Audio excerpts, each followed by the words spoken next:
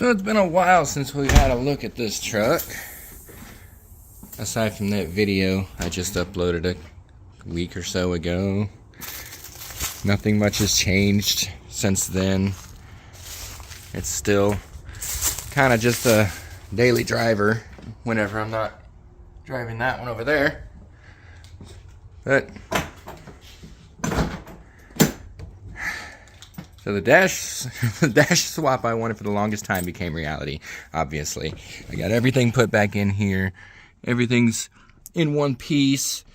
Not everything matches. Like, I mean, you can tell the difference between the grays here on the A pillar trim and the B pillar, which is original factory 97 stuff compared to the 94 stuff. And then the handle over here, I had to cut holes for that. It doesn't look all that great, but you know what? If you don't look at it too close, it's fine. Right? Just like anything, right? So I'm still using the factory 97 door panels. Actually, they're not factory because this truck came with crank windows to begin with. I switched them out way back in the beginning when I first bought the truck. And there's a little indentation here.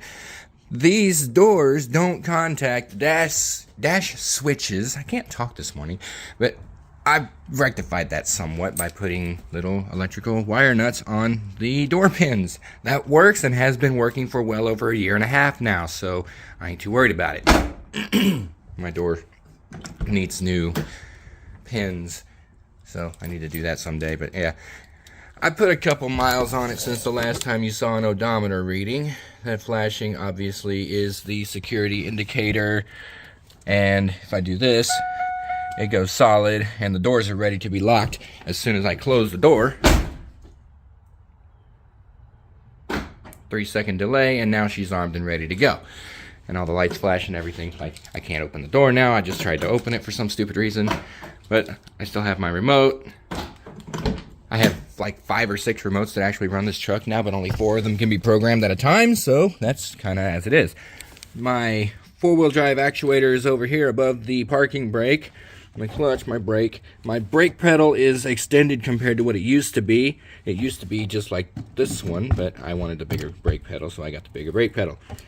And of course, the accelerator, everything is, like I said, everything works in here because it's been driving for the last year and a half. My stereo is still down here. I have no idea how I'm going to put it where that is, or where I'm going to put that, if I ever do move it, or just get rid of it entirely and put some sort of console here in the middle seat area. Subwoofers are bolted to the floor with the amplifiers in there and everything. That's all fun stuff. I figured out a way, without having to run a whole crap load of extra wire, to get all 8 of my speakers run by this one, but this stereo has to be on at the same time to make it work.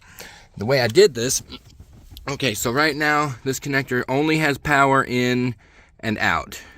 In for the radio and out for the amplifiers. Eventually I'm going to switch that out for individual switches for the amplifiers and everything, but right now we're not at that point. But we go down here, we got the amp remotes, and back we got the pre-outs. Or the front, the rear, and the subwoofers. Well, I split off the pre-outs for the rear because currently there's nothing hooked up to the rear outputs on the amplifier. And I ran the output to the input of that radio. So anything output from this radio will go into this radio and be put to the dash speakers and the rear pillar speakers. Anything from this radio directly goes to the subwoofers and the door speakers, because that's just the way I did it. Let me pull the seat forward here. Yeah, it's a little bit of a wire mess back here because I haven't got my 2-way radios back installed yet. My inverter's over here. My big one's over there, but it's not hooked up yet. My Sundown 100.4 for the door speakers, and I was going to have a couple speakers back here, maybe a pair of 6x9s or something, but I haven't done that and may not. And then I got the big guy down here, the 2000D for the subwoofers, which are still not matched, but you know what? It works perfectly. They're both rated exactly the same. This one's an SWR12D4. No, wait, hang on. That's the SWS12D4. This one's an SWR 1242D. That's right. if I remember right. I don't know. It's been so long since I've looked anything up on these. I've had this one since 2009. The other one burned up because of the Alpine PDX M6, or I don't remember anymore. The other one burned up. This one I originally bought for this truck when it still had seats, and I had a little box underneath there. I don't remember if I ever showed that or not. I probably did. It's in an old vlog somewhere. But yeah, this one was sitting behind my entertainment center in the house for the longest time, and now it's paired up with the old subwoofer. Yeah, good stuff. And you can't see it because of where it's hidden, but I actually have the old Alpine crossovers in that box down there, along with that massive hodgepodge of wiring. Yeah, the speaker wires go into this box and come back out of this box and follow the floor rail up to the dash. Oh, and that leads another thing too. As you can see down here, I haven't exactly loomed anything up. Like, it's all just pretty much bare wire and tape going everywhere. I haven't bothered with really making it look pretty yet because I'm not done. Maybe a while before I am. But anyway, we'll come up here, look under the dash. I had this custom made. It mostly fits. I think it's a little bit too wide, or it's just not fitting right because the support is missing because this is custom. Look at that. Engraved by the guy who did this. That's pretty freaking cool. Custom fuse box. A whole hell of a lot more fuses than this thing ever came with, and these are actually circuit breakers, not fuses. I've got a couple things on circuit breakers here. A diode there, a diode down there, a couple relays. This relay here, it's a Ford relay. But that one's actually for my dome lights, okay? So when the dome lights are on, the ground is activating these lights because the lights always have power going to them, so they're ground switched.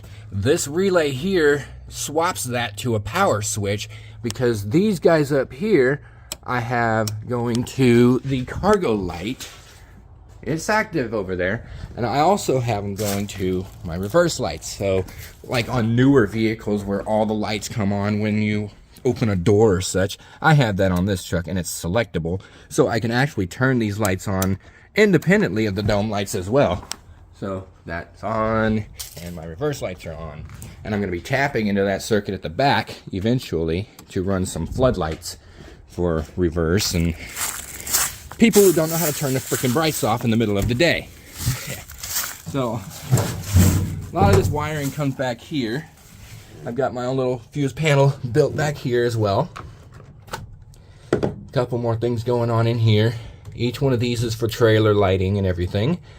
This one is for the reverse and flood lighting if I ever get it installed. Of course, there's the main power to the trailer battery. It's a circuit breaker. This one is for the dome lights back here. And that switch, selected from the front, off for good, and on. So I've got bed rail lighting, which I installed when I was over in Kermit. That lights things up really nicely at night, I gotta say. And then, of course, I've still got these up here. I've got all 4 bulbs in there like they should be. The brake light actually does still work, even though it's cracked up now, which kind of sucks, but yeah. So I keep that one down. One of these switches over here enables these relays, so when I'm not trailering, I just keep that turned off and these relays never get activated. This one over here is going to be also for the reverse and flood lighting. And I don't know why that ring in particular is rusted up so bad and the other 2 aren't. It makes no sense, but it's easy enough to replace. So I've got these connectors over here. They're not wired yet. Nothing is exactly changed back here yet because I haven't gotten around to changing the wiring from under the hood to the back of the truck yet. So everything under the truck pretty much is still factory. But these are waterproof boxes. I've got all of the stuff in there. Oh, my dang thing decided to just fall out and go in there. So yeah, there's that. So yeah, there's this connector. It goes up here. I'm probably going to add another wire to that eventually for anything else I add. May end up being a 6-pin connector as well. This connector here with the white and red wires coming out of it, that goes to the bed rail lighting. And then, like you can see, it's kind of a... You wouldn't know what you're looking at. But I know everything that's in here. Like, I've got this one all pinned up and ready to go. I just need to actually run the wire from the front. And as you can see, it's not quite as smooth as it was. I need to redo the latches on those, but it still opens nice and easy. Makes a lot of noise.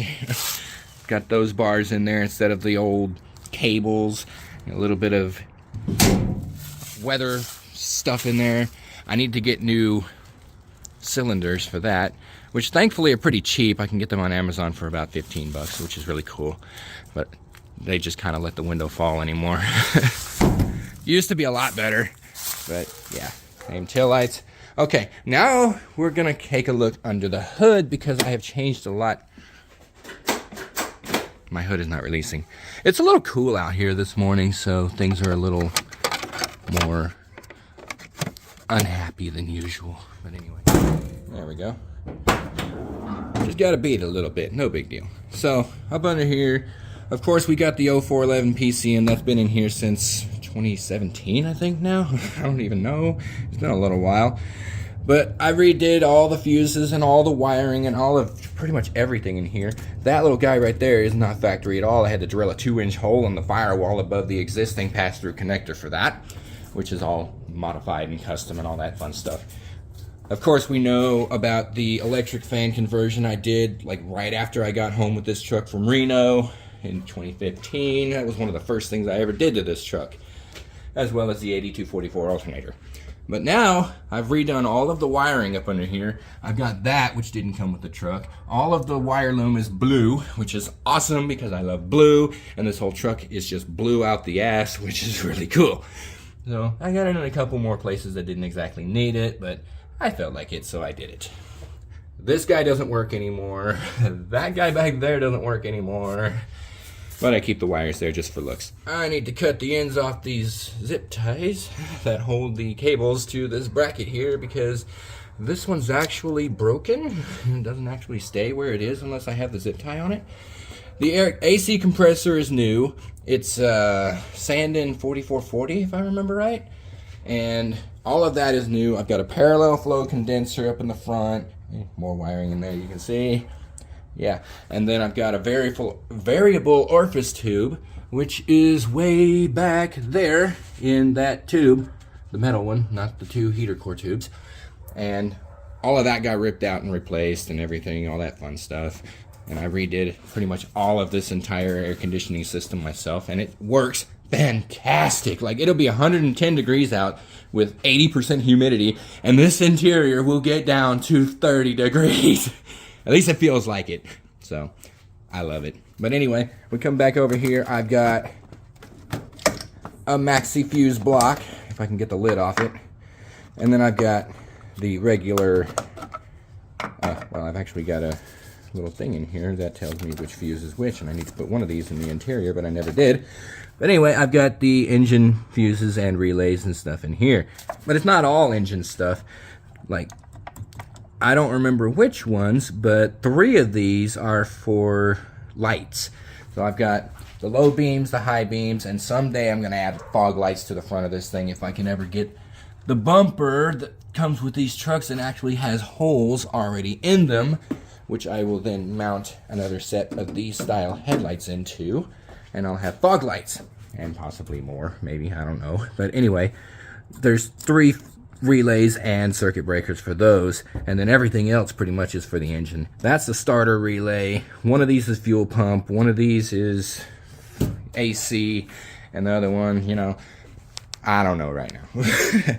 Well, we can get a hold of this, and this will tell me everything I need to know. So this is the one in the engine bay. You got that back there, okay? I don't know why I have a 50 in there instead of a 60, but it is that one. And then 60 ABS, 40 starter, and 30 for the electric fans. Which all, and a couple connectors, and it's all been, well, mostly loomed up under there. There's a lot of power wire and everything, and that's a distribution block that's missing a nut on one side because I had to mount it a certain way. it works. Screw it. So anyway, the interior maxi fuse, I've got one for the ignition switch, one for the HVAC blower, and then the trailer brake controller, which I don't have reinstalled yet. I plan to do that eventually. And then I've got retained accessory power for the BCM on a 30, which is actually what it factory came with, a 30 amp fuse. And then down here, we got the engine bay, fuse, and relay center. So the top 3 relays are my lights, and then the bottom, compressor, horn, and fuel pump, and then the starter, and all sorts of fun stuff. The backup lights, I had to put a diode on that. So we got the fuse here, we got a diode down here, and that's because I can activate the backup lights from in the cab, and I don't want that backfeeding into the run circuit. So it's got a little diode there. It works out pretty well. And then of course all of the PCM and engine stuff. And then the engine lights is just that and that. So camper shell stuff. We got the trailer battery circuit breaker. I already told you pretty much all about this. Oh, I didn't mention that, but that was the little 12-volt outlet on the switch down there that you could see. Whatever. So pretty much what we're working with is a factory L31 97 Vortec 5.7 liter 350 engine with a 94 interior cab. It worked out pretty well. Like the steering column itself, all the way down to the steering gearbox, had to be changed. The steering gearbox is the same, but that all the way through the firewall up to the steering wheel had to be changed out. And there's a bracket up underneath that holds the steering wheel up that has to be changed out too. So we're gonna get into that real quick. And that's the real fun thing. Okay, so I had to get a bracket from a 94 specifically because the 94 had the same brake pedal setup as anything after 94. So it uses the same brake switch as the 95 and up. So that worked out really well. But this bracket up here that you see in silver instead of blue is what I had to swap out from a 94 Suburban, because the factory 97 bracket, I'm gonna knock over my generator. Anyway, I've still got all the original stuff in here. But anyway, this is the original steering column bracket. You can see like the bolt holes are a little farther apart, and the dash wouldn't even fit with this guy in place. So I actually had to drill out this piece from the firewall. You can see I've got drilled holes there and drilled holes up there, and on the 94s there's actually 2 drilled holes there. So that's all done, and as you can see, that's the old brake pedal and a couple other odds and ends and stuff in here that I have not cleaned up in years, and a couple more things over here, like I said, a replacement headlight housings and everything, and distributor. I think that one actually came from the Blazer and needs to be thrown out, but I just haven't done it yet. There's a Blazer headlight under there. All sorts of fun stuff, and Blazer stuff, and Sierra stuff, and one of these mirrors, actually these mirrors are the old ones, because this truck came with manual everything, so I had to replace the mirrors with power mirrors. I had the power mirrors working with the 97 stuff. They actually do still work, even though I changed out all the wiring. My parking spot at work sits under freaking trees that just dumps this junk all over my truck, so that kind of sucks. But yeah, I'm gonna put these back on real quick. So anyway, all of this stuff actually does still work. Cruise control, the wipers, and everything in here actually still works. ABS, and like I said, the PCM, all that fun stuff. Power is kind of a mess, but someday I'll fix that if I feel like it.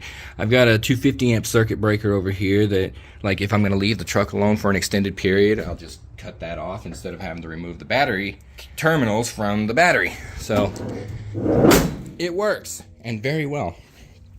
So anyway, we'll come back to the interior. Like I said, that steering column bracket had to be done. I'm not going to take... Oh, shit, I should have put these back in the fuse box, but oh well, I can do it later. So, like I said, that column bracket had to be done. And thankfully, the firewalls between these trucks from 88 to 98 or 2001 or whatever, you know, the GMT 400 line, all the firewalls are pretty much the same, so I didn't really have to do much different here except drill the holes for the bolts and everything. That worked out just fine. I've got my convenience center over here, and here you can see this connector here is coming from my Alpine speaker crossovers, and they go up and into, well, something up there. But there's another distribution block back there I've got for power. And my convenience center has literally absolutely nothing in it right now because everything's been basically directly wired.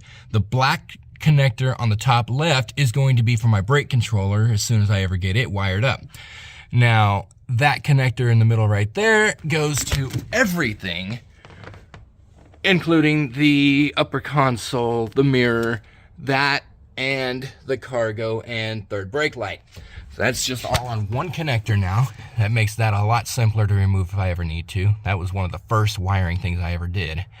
And then this mess here goes from the firewall connectors to everything in the dash. And like the brake switch and the clutch switch and this guy here. This is something the GMT 400 trucks never had. It's flash to pass. Now, they had that on the S10 trucks from '98, but the GMT 400s never got it. So basically what that is you pull the stalk about halfway and you can flash your lights instead of having to go full click. Obviously, that still works fine. But the GMT 400s never had that. So that switch there, that brown switch, actually came from a 1994 Cadillac Fleetwood car. But it mounts up exactly the same because all these cars and trucks use the same steering column for years and years and years and years and years, which is great because it worked out for that. So as you can see, all of my amp wire, all that stuff is kind of just running over the steering column right now. I'm going to move that around eventually. That's the Posilock cable going through the firewall in the same place it came when I bought the truck.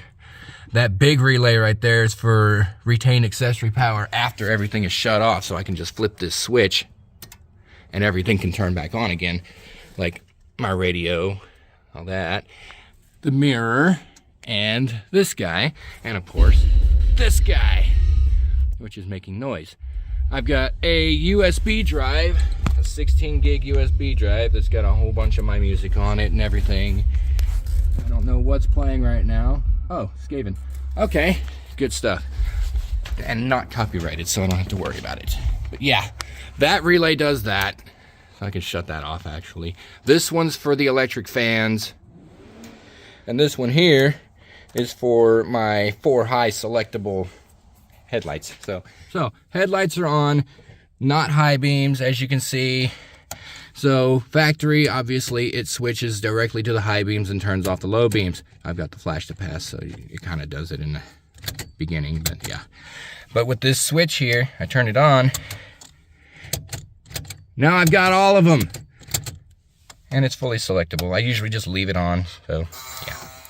Oh, that's that relay I told you. It's the inverter relay, but because it's pulse width modulated ground for the dome lights, that relay also makes a lot of noise. It's not going to hurt it or anything. And if it does, I'll just replace it. No big deal. As you can see, I still need a properly colored bezel for that. Eventually, I'll get it. I don't know when or from where. I am intending to go to the salvage yard today. They open in an hour, so I will be heading out here pretty soon. But anyway, let's get back to this a little bit more.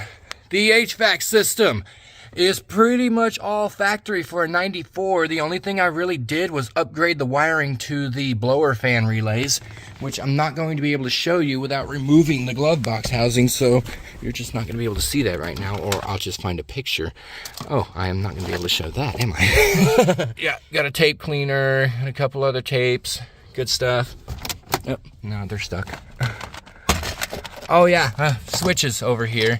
One of them allows me to turn off power to the recirculation door, because on these units, for some reason I'll never understand, there's only 2 wires going to the recirculation door, which is way back there somewhere. I think I can see it there.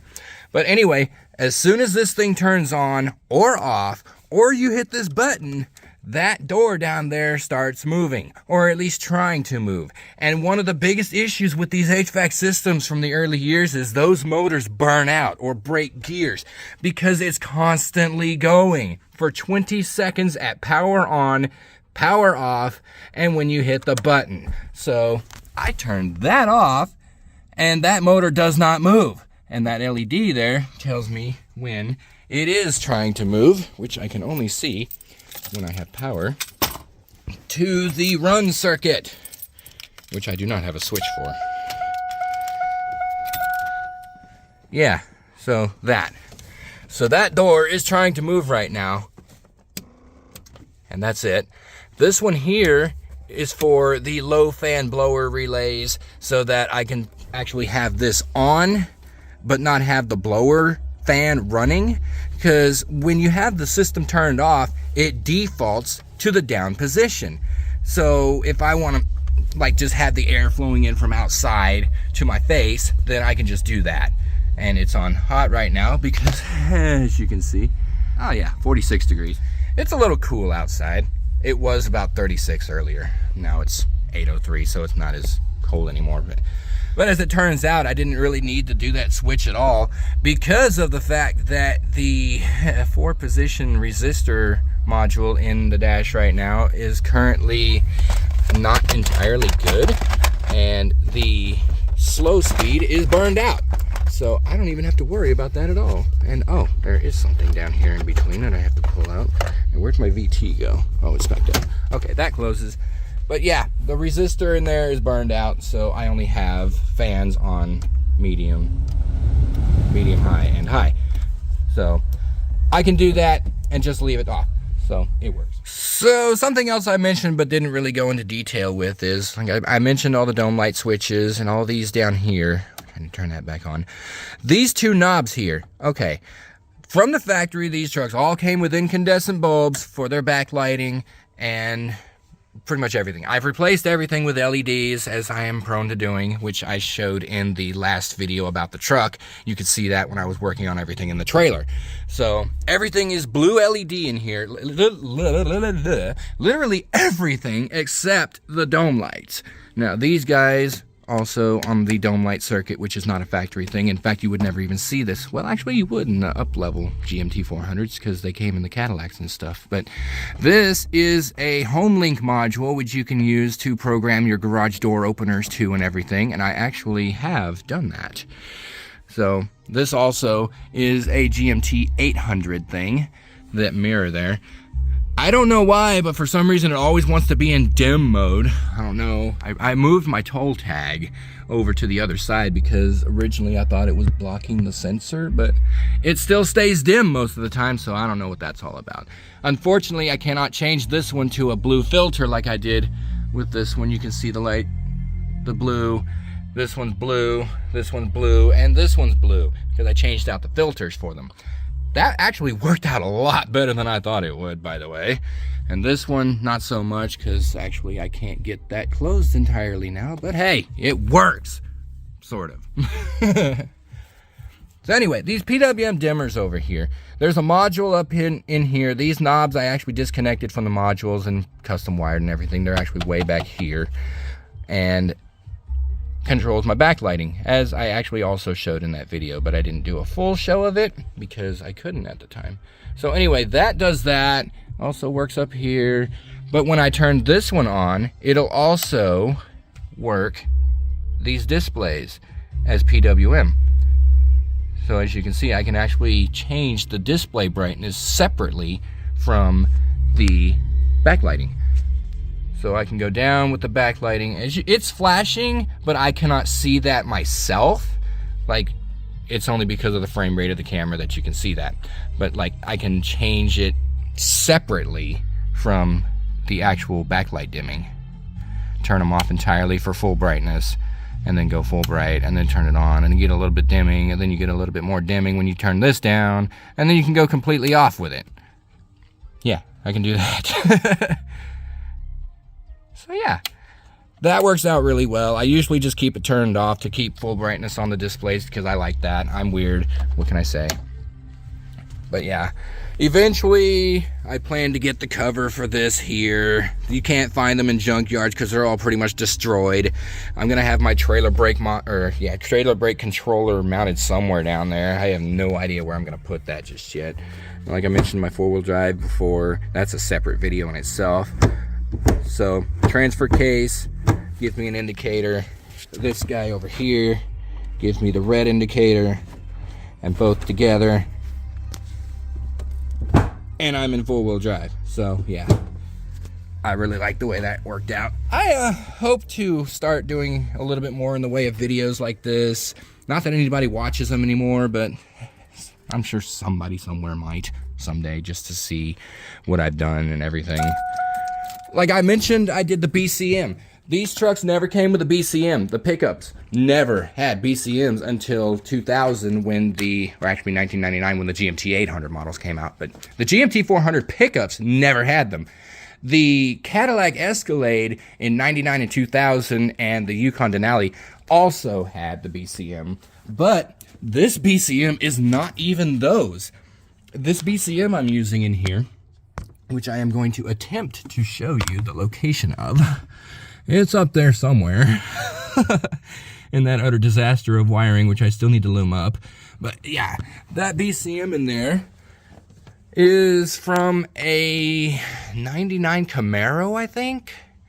And it has the same form factor and wiring in out as the Cadillac Escalade BCM and doesn't require any extra finagling, except for the fact that the cars had pass key. Now, the 98 plus pickups and SUVs, GMT 400s and otherwise, had pass lock, which had a resistor in the column. Now, pass key has a resistor in the key itself, but the trucks never had that. The cars did. But I had to figure out what the resistance value it wanted was, which was interesting. This BCM worked just fine, no problem. I had another one, and I tried like 6 different resistor values, and I could not figure it out, so I ended up just using that one for parts because it takes like 10 minutes per resistor value to reset. And it's pretty ridiculous, so I wasn't just going to spend a whole lot of time on that when I found this one in 2 tries. It works perfectly, and like I said, it's got the factory alarm thing going on here, and that second LED up there is just the dash security indicator. Like when the pass key doesn't quite get what it thinks it should, that light will stay on instead of turning off after a couple seconds. And like I mentioned, all I have to do is just hit the lock button, that light goes steady, and then I close the door and it locks itself. This also works if I use the keyless entry unlock and lock. So that's pretty cool. It's also got the panic function, and this actually works too. I just don't have anything hooked up to it yet. So yeah, fun stuff. I would really like to replace this dash bezel here because of this. These holes were in the dash bezel I picked up from a junkyard a long time ago. This actually does work. It's got power because the switches have power by default, but that will eventually power my heated mirrors as soon as I get the heated mirrors actually installed. The Escalades and Denali, the Yukon Denali, came with heated dimming mirrors, so this will actually work on those as well. But eventually, that's all going to be hooked up, and like I said, that's on the run circuit, so I can't exactly do it without the key. There's nothing hooked up on the other end of it right now, so the wires kind of end at the doors where I have the connectors, and you go through and then over to the mirrors. This door is still pretty much 100% factory wired. The only thing I changed is I disconnected the tweeters because they're not really going to be used because of the crossovers, so I just disconnected them entirely. And I changed the connectors on the end because they usually come with 2 or 3 connectors. I think it's 3 because of the power mirrors are on a separate connector, but I changed it all out for 1 connector. The cross dash harness is completely custom, like I said. In fact, I might be able to show you the connector I used if I can see. Oh yeah, there it is. That one. It's got one of those at each end for the doors, and like I said, it's all been custom wired, and it's ready for everything I have ready to go in, like the heated and dimming mirrors and everything. And as well, I want to install my component tweeters eventually, but there's no wire in the door for that right now, so we'll get there eventually. I don't really know. I don't think I have much else to say here. I've pretty much mentioned everything. Like, it's still a 97 truck, like I said, but it's just got all the 94 features and interior and everything. And like, yeah, my fuel gauge still bounces like crazy because the PWM from the PCM runs it. And these lights over here, I don't think I mentioned anything about that.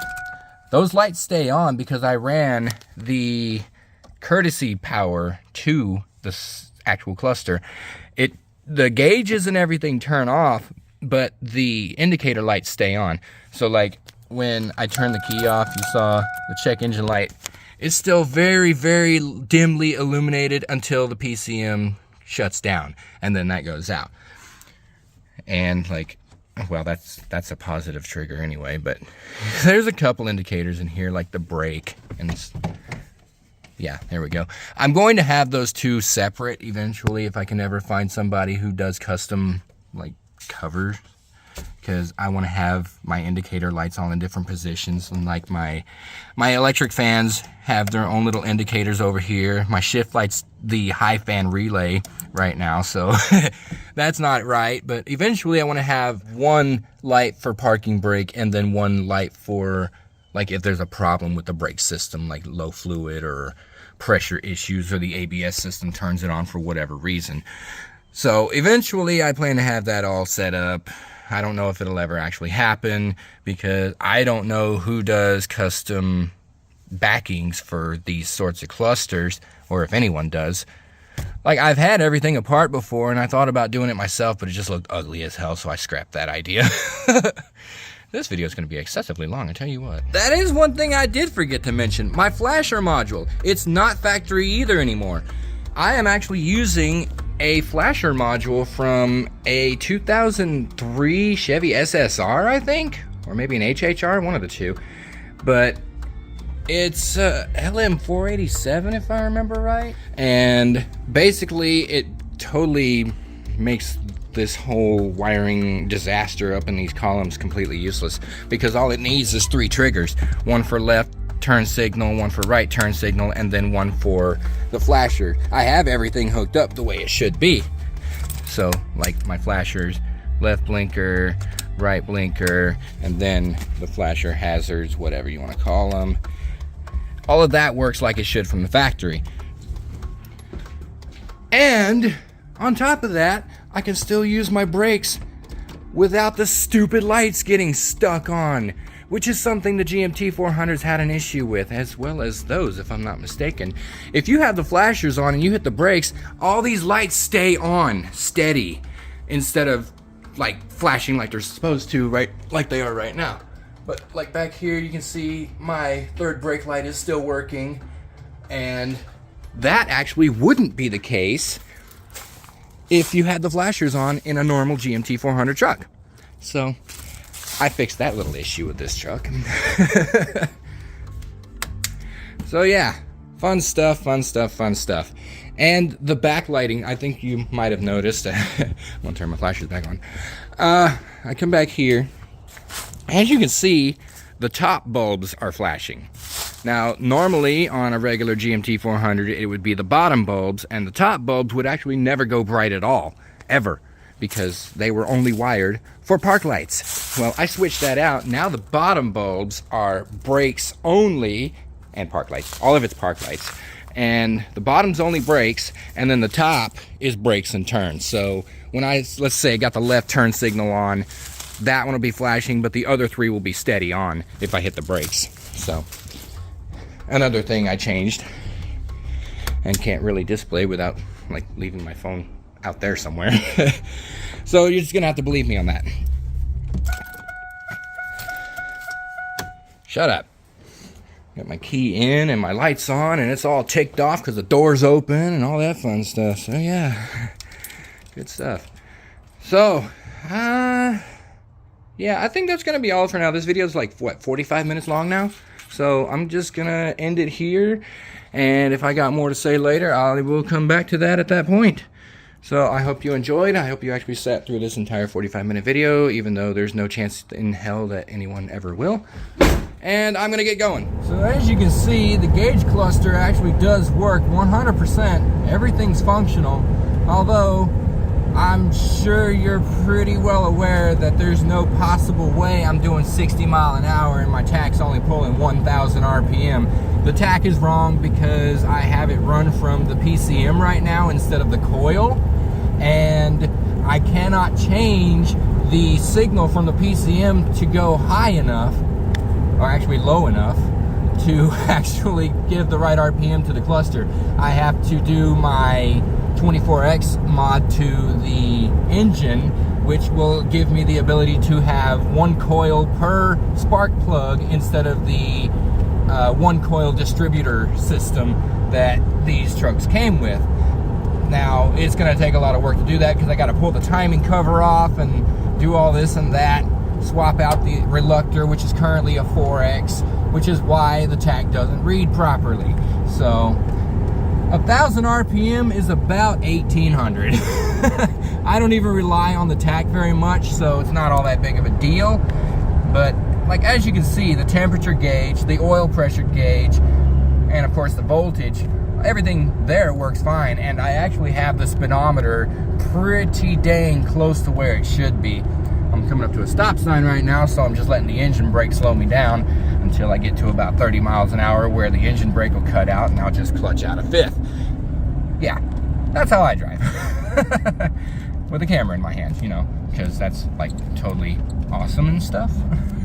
That's another thing I'm not sure if I mentioned these trucks never came with, but this is something else I have in here that these trucks never came with. Instant economy. It also shows average economy over a trip. It also shows average speed. And I've actually got it to where it'll show estimated miles remaining on a tank, but it's totally 100% inaccurate and I can't rely on it at all. Instead, I rely on that to tell me how much I've used. Not that I don't rely on my fuel gauge, because it actually does work, but this gives me a pretty good idea.